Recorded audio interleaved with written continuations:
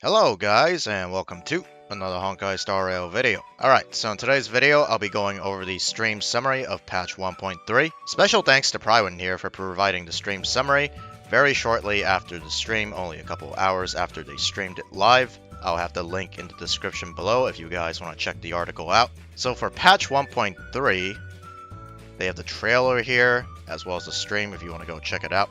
We got 3 new characters, Imbibitor Lunane, Fushuan, and Lynx. They'll have new banners, a new Simulated Universe update, a new main story quest, which I'm really excited for, some new events, other updates, and of course the codes, which I will also have in the descriptions below. For the first new character, we're going to have Imbibitor Lunane, who is a 5-star imaginary element character who follows the path of destruction. And these are his skills. He has a regular basic like every other character, but he also has 3 enhanced basic attacks. And with each enhancement, each of his enhanced basic attacks gets stronger and has more added effects. For his first enhanced basic attack, it's a increased imaginary damage to a single enemy. Second enhanced basic attack will deal imaginary damage to the target enemy and adjacent ones with more hits. And finally, for his third enhanced basic attack, it is basically the same thing as his second enhanced basic attack, only that it deals more damage and more hits. For his skill, he'll enhance the effect of his basic attacks up to 3 times. Each enhancement deals more damage than the previous one. This will also cost skill points unless you have a special stack that we will go into once we get into his ultimate. For his ultimate, he'll deal imaginary damage to the target enemy and adjacent ones. Also gives Imbibitor Lunane some stacks of, I'm not going to attempt to pronounce that, but that is the stack basically that can be used in place of skill points. This stack can be used to offset the skill point consumption. We don't know how many of these he gets when he uses his ultimate, but it should be a good amount. For his talent, he'll amplify the damage based on the number of hits per action in the current turn. For his technique, Imbibitor Lunane enters the Leaping Dragon state for some time, and when using an attack, it causes him to lunge forward. Entering battle in this way gives him some stacks of whatever that thing, I don't want to attempt to pronounce it. Basically, he gets some stacks so he can use to prevent him from using too many skill points. The next limited 5-star character is Fushuan, who is of the quantum element who follows the path of preservation. And here's the preview of her skills. Basic attack is just quantum damage to a single enemy. Her skill activates the Matrix of Precedence for a set number of turns, which allows Fushuan to absorb a percentage of damage taken by allies. Matrix of Precedence also grants allies max HP and crit rate via the knowledge effect. So that's really nice, a crit rate buff on a defensive character, which is something we currently don't have, so I'm definitely looking forward to this. For her ultimate, she's going to deal quantum damage to all enemies, and it increases the frequency of her talent HP restoration. And as for her talent, it'll apply Misfortune Avoidance to the whole team. That reduces the damage they take. Oh, so some damage mitigation, really nice.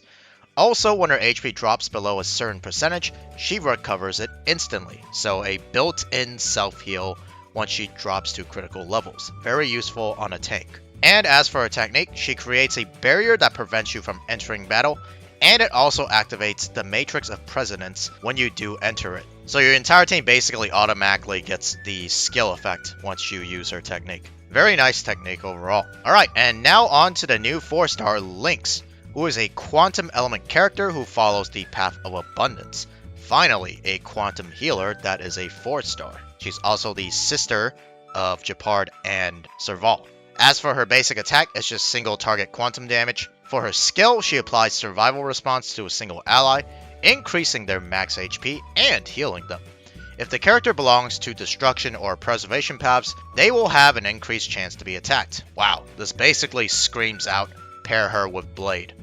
Absolutely amazing skill. For her ultimate, she dispels 1 debuff from all allies and heals them, so an AoE team-wide heal, and it dispels a debuff. Wow, that ultimate is going to be insane. Wow, she is probably going to be a must-have on pretty much any team, especially on a mono-quantum team. As for her talent, using Lynx's skill or ultimate applies a healing overtime effect to the affected ally. If they have survival response, the healing overtime effect is increased. Finally, for her technique, grants all allies healing over time at the start of the battle. Overall, a pretty solid kit.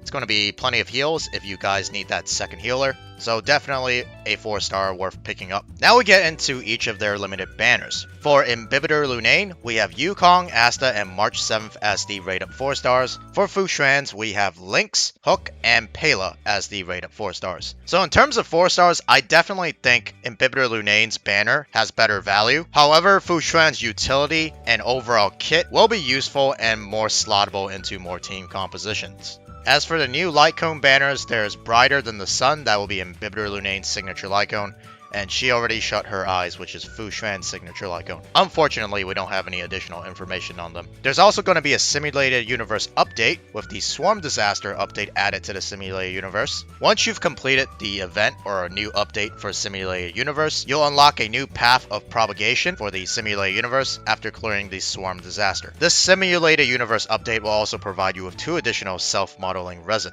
It says raisin here, but it's just a typo, and that'll be very useful for you guys to craft additional relics. A new light cone will also be added to Herta's store called Solitary Healing, and it is the Path of Nihility, so we're getting a new 5-star Nihility light cone. And as mentioned before, we're going to get a new main storyline quest.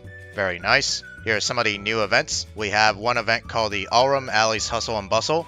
Looks pretty interesting overall. We get more self-modeling resin. I forgot what this is called, but it's basically the crown equivalent in Genshin. More Stellar Jade, and even a copy of the chicken, Sushang. So my chicken will be at Eidolon 1, which is going to be awesome. And we also have the Space Station Task Force, which will provide more Stellar Jade, some EXP books, Relic EXP, and credits. This is basically going to be like our daily assignments, except we get some premium rewards rather than the regular basic rewards and resources.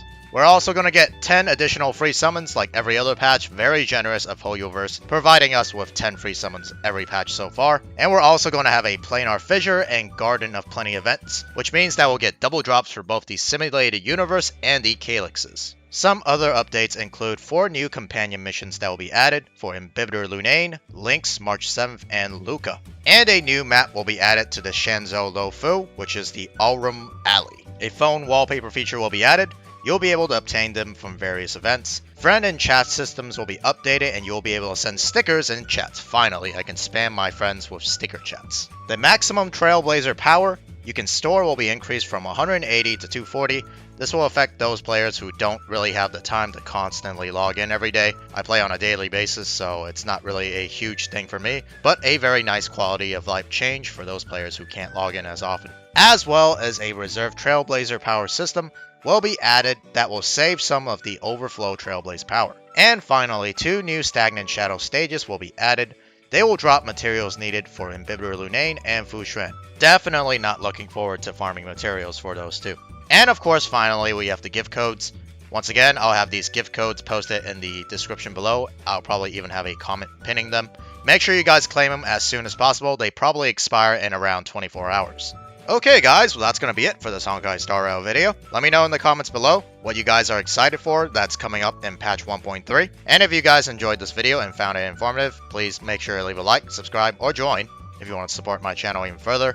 But other than that, I'll see you guys in the next Honkai Star Rail video. Peace.